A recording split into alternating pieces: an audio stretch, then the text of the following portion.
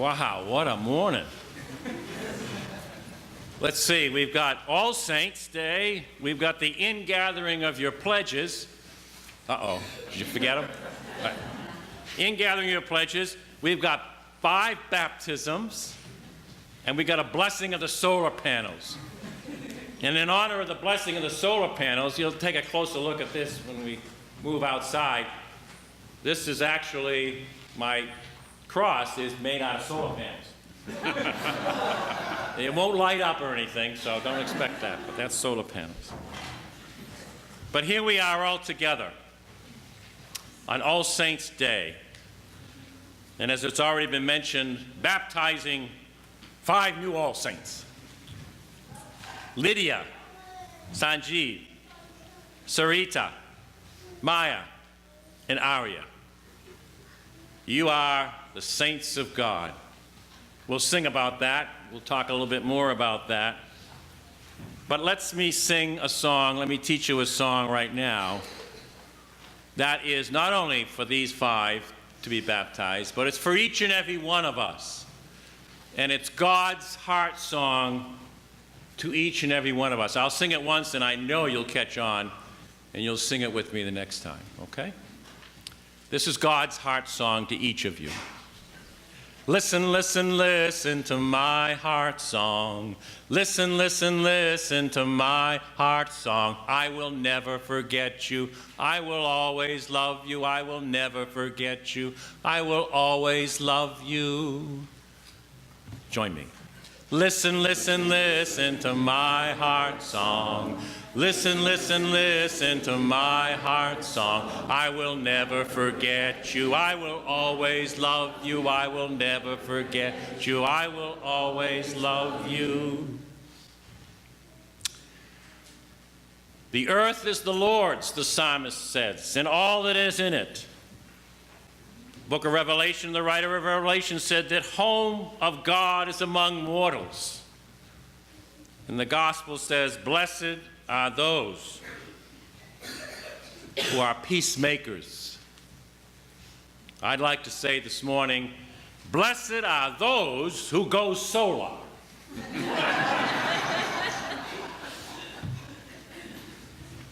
For you care for God's earth, where God dwells. You are the saints of God, and God help us, we all want to be one too. So I am truly honored to be a part of this day with you, All Saints' Day, Baptism Day. I'm not making a pledge, but I can preach about it if you want me to, but I don't think you do. And a blessing day. I've blessed several churches' panels, and each one is unique and different and exciting in its own way. So I'm glad to be here to be a part of your blessing. There's a story I like to use with children. I'll just do an abbreviated version of it. It's the creation story. And it's God's creation story, and the angels tell God that the universe is kind of messy. Why don't you do something about it and clean it up? So God takes some of the rocks and he makes stars out of some and planets out of others. Then he takes some of the waters and he makes rivers and streams and oceans. And then he takes and he plants plants on it. And the angels said, oh, that's great, God, are you done? And God says, no, not yet. So then he creates humankind in his image. And then he says, I'm kind of tired. So he says to humankind, Adam and Eve, he says, I'm tired now, you finish up creation for me. And they say, we can't do that, we're small, we're too little, and you have all the plans. And he says, you're not too small, and if you agree to finish creation with me, I will be your partner. You know what a partner is? You know what a partner is? Well, they didn't know what a partner was, so they said, well, what's a partner? And he says, well, a partner is somebody you do a big job on. You do something big, and you need each other. And you depend on each other, and you don't quit on each other. And if you'll agree to this, I will always be with you. I will never forget you. I will always love you and be your partner. However, I'd like you to be my partner and not quit on me either. Is it a deal? And they said, okay, it's a deal. We'll be your partner, and we'll help finish creation. And then the angels said to God, well, God, are you finished now? And God said, I don't know. Go ask my partners. Well, partners, how are we doing with creation? Well, for a long time we did pretty well. But you know, lately it hasn't been going too well. We've abused our beloved planet. We've exploited her. And so as God's partners, we are committed to do something about climate change and global warming. You partners here at St. Paul's have chosen to do several things. Significantly, to put solar panels on your roof. It's a sign to the whole community that someone cares, that partners of God work together for the sake of the environment and God's home on earth.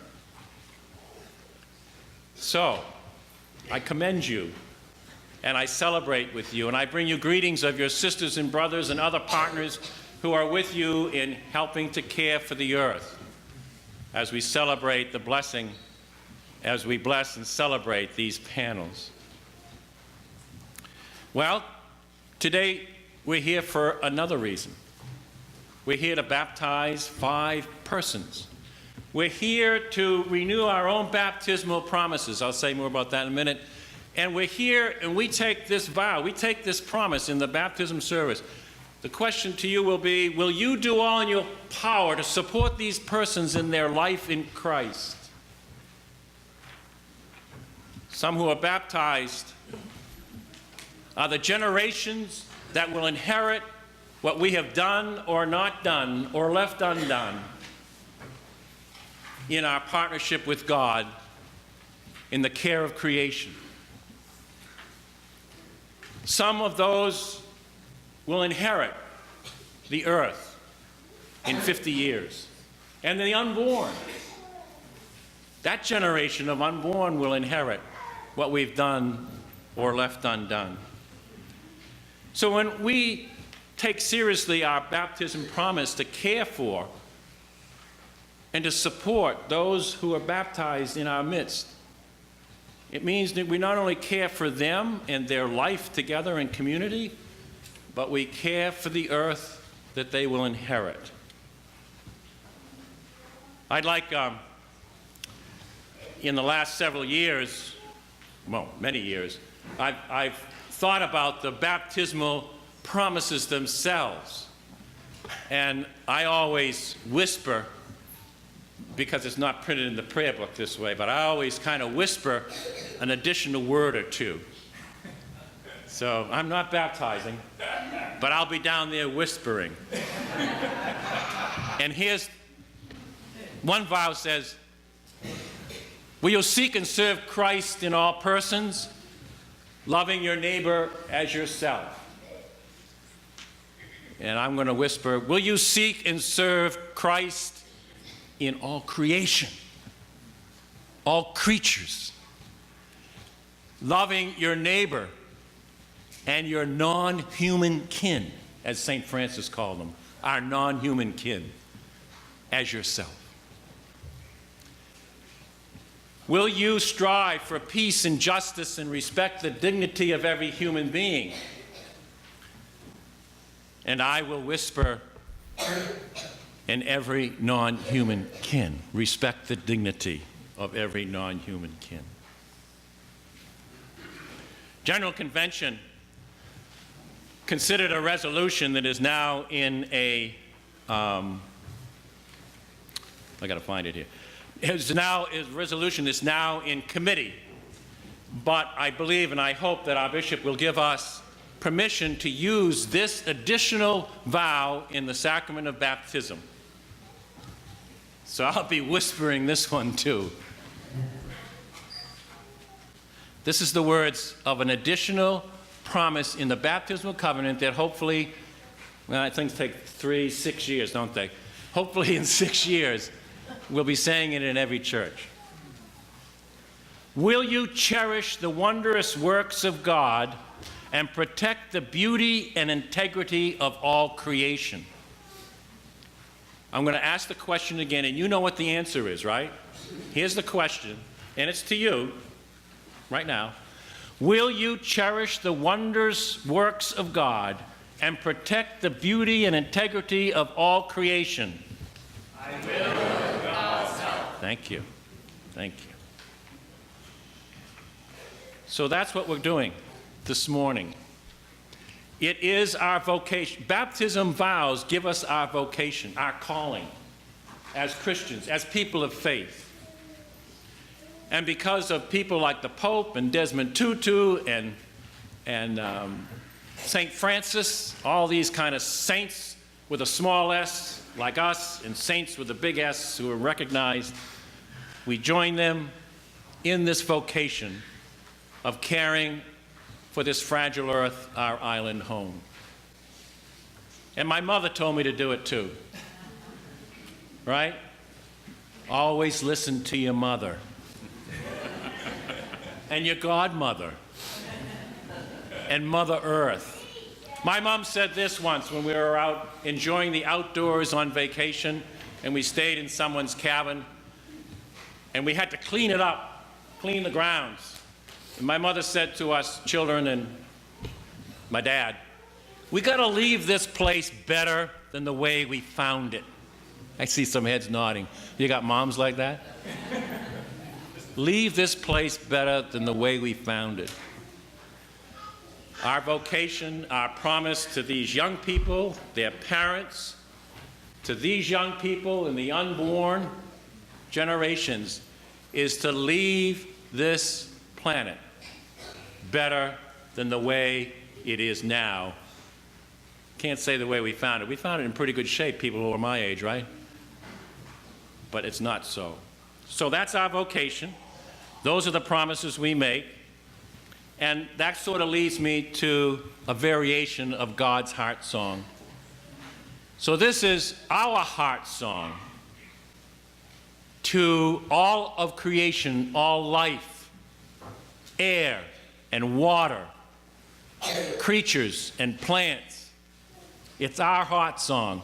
When we sing, we're going to sing another song. I sing a song of the saints of God, and I can't rewrite the words for you. It's an old hymn, right? We sang that when we were kids. I sing a song of the saints of God. God help me to be one too. Some are, doctors, and some are this. Well, some of the saints of God save energy. Some of the saints of God recycle. Some of the saints of God go solar. Some of the saints of God are advocates. Some of the saints of God care for the earth. And God help me to be one too. Well, we're going to sing that song, but this is the last song for us to sing right now. It's Listen, Listen, Listen to our heart song, and we're singing it to creation. Think of it. We're singing this to all creation. Listen, listen, listen to our heart song. Listen, listen, listen to our heart song. We will never forget you. We will always love you. We will never forget you. We will always love you. Listen, listen, listen to our heart song. Listen, listen, listen to our heart song. We will never forget you. We will always love you. We will never forget you. We will always love you.